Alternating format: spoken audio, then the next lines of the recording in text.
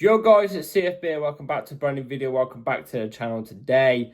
Unfortunately, it's not the result we all wanted, us Chelsea fans. It's not the result we all wanted to start off our Premier League season with game week 1 against Crystal Palace. Unfortunately, I'll give you a match reaction to Chelsea 0, Crystal Palace 0. It's a 0-0 game between both teams. They both take home a point.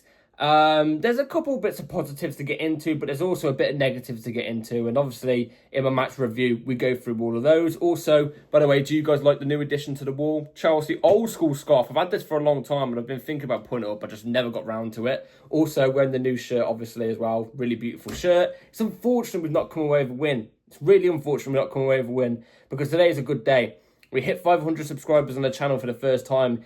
For the first time, so I can't thank you all enough for that. I appreciate you all so much. And road to 1,000 before next year. No, not next year. 1,000 before 1,000 before March 26th. Let's just say that. Anyway, let's get into the video. Before we do, please like, subscribe, hit the bell notification so notified every time I load a video. Also, first link in the description, my streaming channel, my second channel. Go and check those out. Be very much appreciated. Without further ado, let's jump straight into it. Chelsea 0, Crystal Palace 0. Really humbling game this is. Humbling game to say the least. Look, I know I predicted a 2-0 win yesterday. I did say in my video yesterday, Crystal Palace were going to be a hard team. They're not going to be a simple, easy team to just wipe out of the ground. Do you know what I'm trying to say? But I also did say, when we do play Crystal Palace at the Bridge, we tend to win it a lot more easier than some games. You know what I'm trying to say? But today was not the case. Crystal Palace had a good game. They had a good game and they turned up. We looked good in parts of the game. This is my problem. In parts of the game today, we looked good. We showed urgency at parts of the game, especially towards the back end of the game.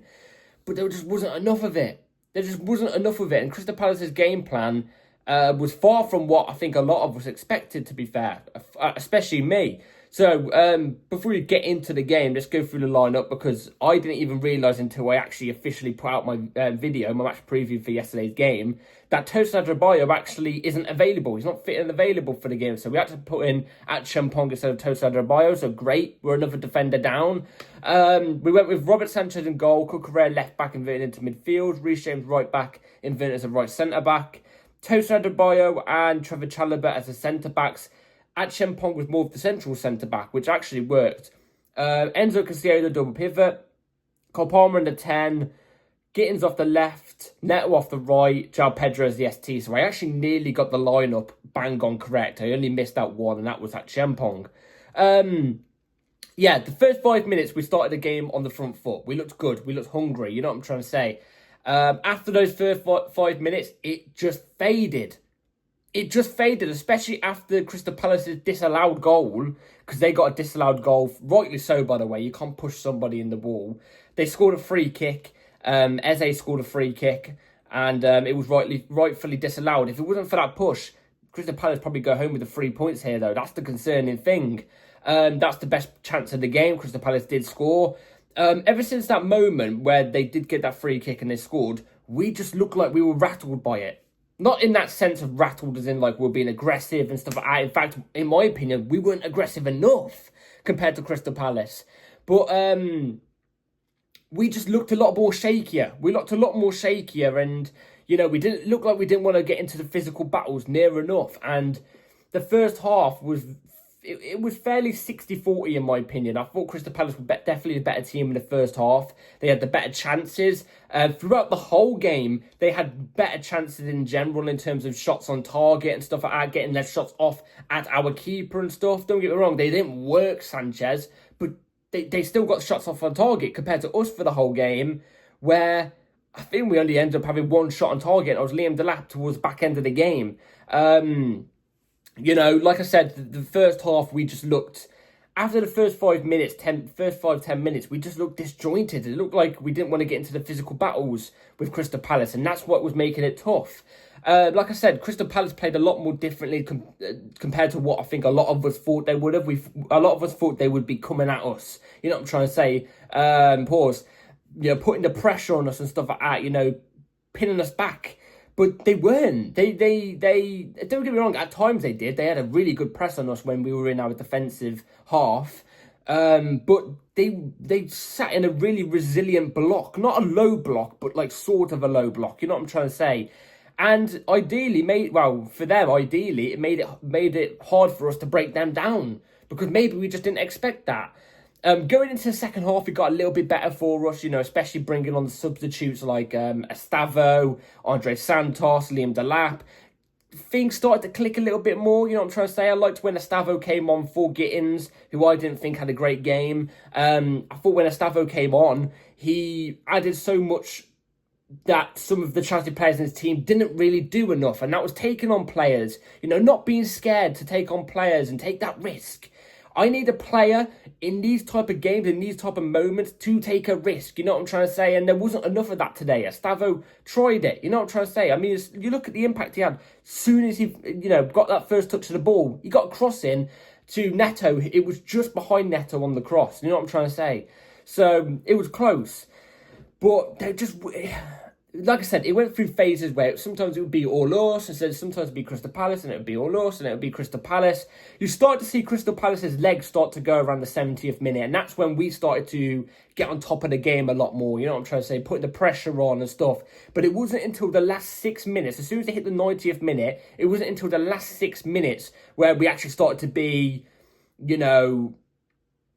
put the pressure on properly. You know what I'm trying to say? Put the pressure on Crystal Palace's backline properly. Like I said, we got our first shot on target around that time. Andre Santos had an absolute chance. I don't know how he fluffed it. It was a cross from the left-hand side, and Andre Santos is in acres of space. He could have took a touch and then shot. The cross was to him right on the edge of the box, down the middle of the box, right? The two defenders are quite far apart from him. All he needed to do was take a quick touch and then get a shot off, and then who knows, he could have gone the back of the net. Probably would have only took one touch before a shot. But instead he decided to shoot straight away, and it went into Rosette. This was a big problem with the team today. The chances we did get, we didn't work the keeper enough at all, in my opinion. Like I said, we only had one shot on target. It was from Liam Delap. It was a good shot from Liam Delap. The one thing I have a problem is all the shots that we did have, all the pressure that we did have, and we took the shots from them, right?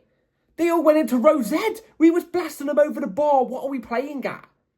Blasting it over the bar. You know what I'm trying to say? Too many times.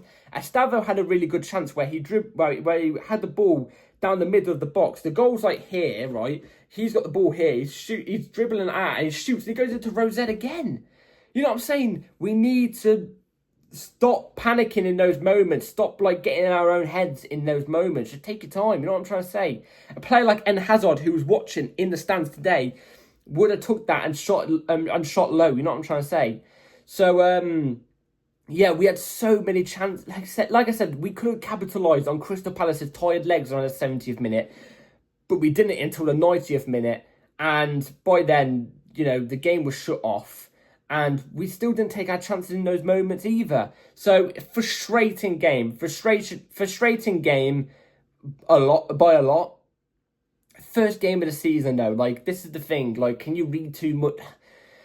Would I have loved to have got a win? Of course. Of course I would have. It's at the Bridge. It's against a Crystal Palace team who are beatable. You know what I'm trying to say? They're a good team, but they are beatable. It's just a little bit annoying, the fact that we've come back with a draw. It is a little bit annoying. You know what I'm trying to say? Like I said, there was some good bits of play. There was some positives in there. There was also some negatives.